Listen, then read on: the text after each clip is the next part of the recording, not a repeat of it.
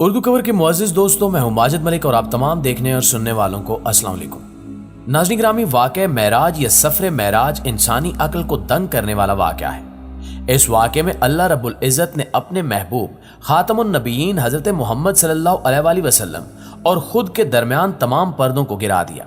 لیکن سائنس اس واقعے کو تسلیم کرنے میں حیل و حجت سے کام لیتی ہے اور اپنی عقل و دانش کے مطابق نت نئے تجربات کر کے قرآن مجید میں بیان کیے گئے تمام حقائق کو پرکھنے کی تگ و دو میں رہتی ہے۔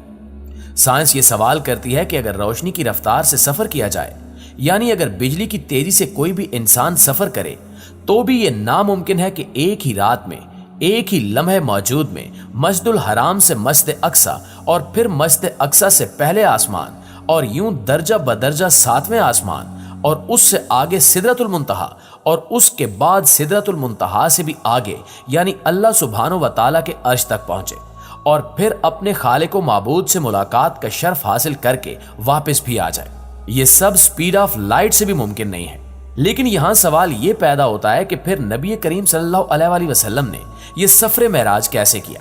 آج کی ماڈرن سائنس اس واقعے پر کس طرح کے نت نئے تجربات کر رہی ہے؟ آج کی ویڈیو کا موضوع سخن واقعہ معراج کی سائنسی حقیقت سے شناسائی دینا ہے، لہٰذا اس قیمتی ویڈیو کو شروع سے لے کر آخر تک ضرور دیکھیے گا۔ تو آئیے چل کر موضوع کا باقاعدہ آغاز کرتے ہیں۔ معزز دوستو، جیسا کہ آپ کے علم میں ہے کہ مغربی دنیا آئے روز کوئی نہ کوئی انقلابی کھوج لگاتی رہتی ہے، اور کیونکہ یہ دور ٹیکنالوجی کا دور ہے تو اس حوالے سے آج کے دور میں حیرت انگیز مشینریوں کی بھرمار ہو چکی ہے۔ انہی میں سے ایک مسٹری ٹائم ٹریول بھی ہے، جس کا مطلب یہ ہے کہ وقت میں سفر کرنا، ماضی میں پیچھے چلے جانا یا مستقبل میں آگے چلے جانا، جس کو مغربی دنیا میں بہت زیادہ پروموٹ کیا گیا ہے کہ اس ٹیکنالوجی کی مدد سے ایسی ڈیوائس بنائی جا چکی ہے جس کی مدد سے وقت میں سفر کو ممکن بنایا جا سکتا ہے۔ لیکن کیا آپ جانتے ہیں کہ قرآن مجید فرقان حمید میں 1400 سال پہلے ہی بیان کر دیا گیا تھا کہ جب نبی اکرم صلی اللہ علیہ وآلہ وسلم مکہ مکرمہ سے مسجد اقصی پہنچے، اگر اس دور کے مطابق اونٹ یا گھوڑے پر سفر کیا جاتا تو اس سلسلے میں 30 یا 40 دنوں کا وقت لگ سکتا تھا،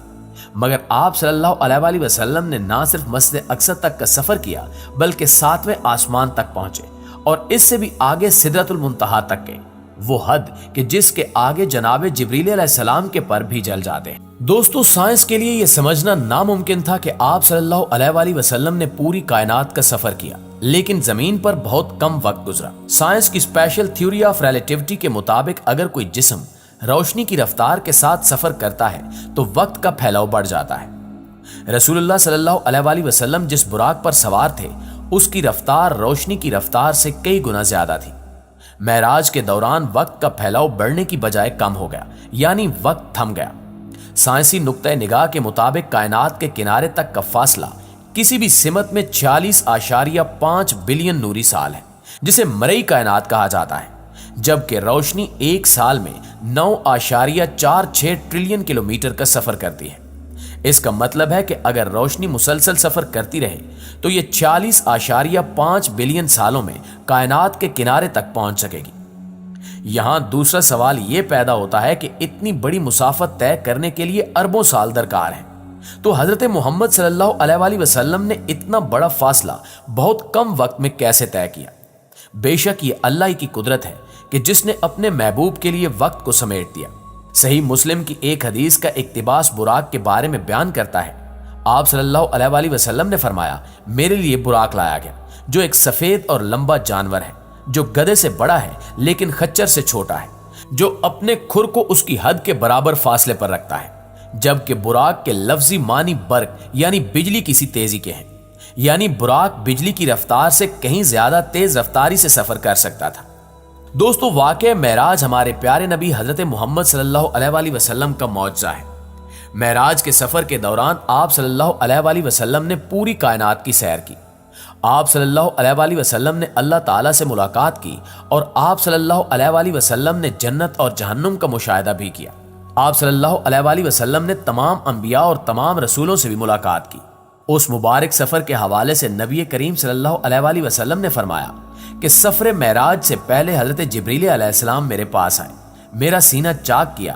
پھر سونے کا تشت لایا گیا اور میرے دل کو نکال کر اس تشت میں دھویا گیا جو ایمان سے بھرا ہوا تھا، اور پھر میرے دل کو واپس رکھ دیا گیا۔ यानी अल्लाह ने अपने हबीब के दिल को और इनके वजूद को मजबूत कर दिया और सफर की ताकत अता कर दी।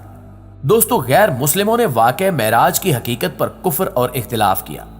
कई बार गैर मुस्लिमों ने यह सवाल उठाया कि हजूर नबी करीम सल्लल्लाहु अलैहि वसल्लम के लिए यह कैसे मुमकिन था कि वो बहुत कम वक्त में पूरी कायनात का सफर कर सके।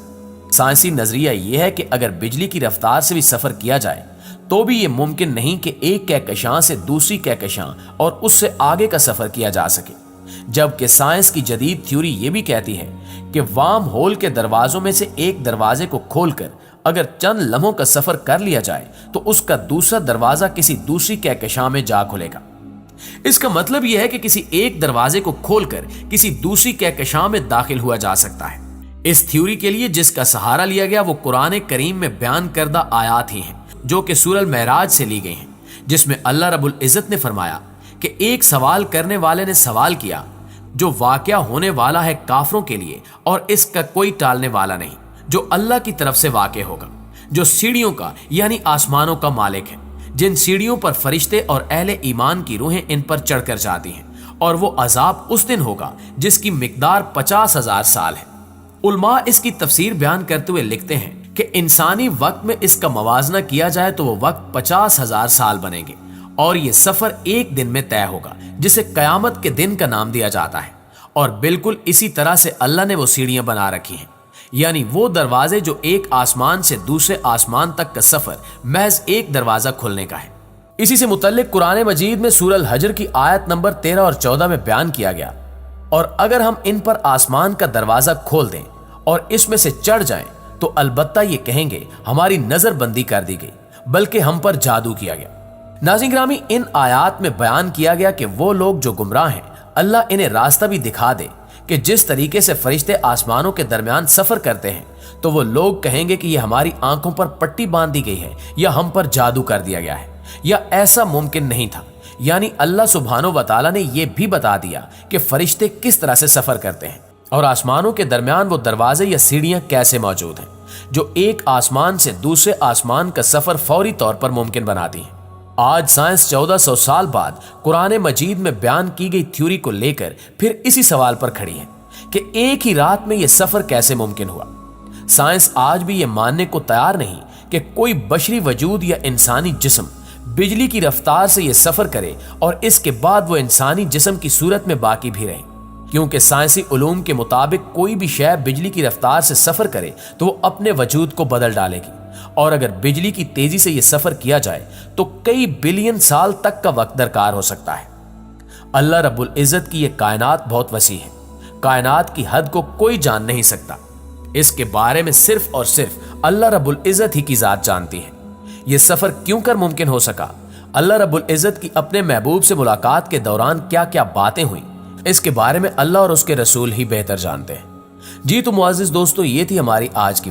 वीडियो कैसी लगी कमेंट करके हमें जरूर बताइएगा। इंशाल्लाह आपसे मुलाकात होती है अगली वीडियो में, तब तक अपना ख्याल रखिए। अल्लाह निगहबान।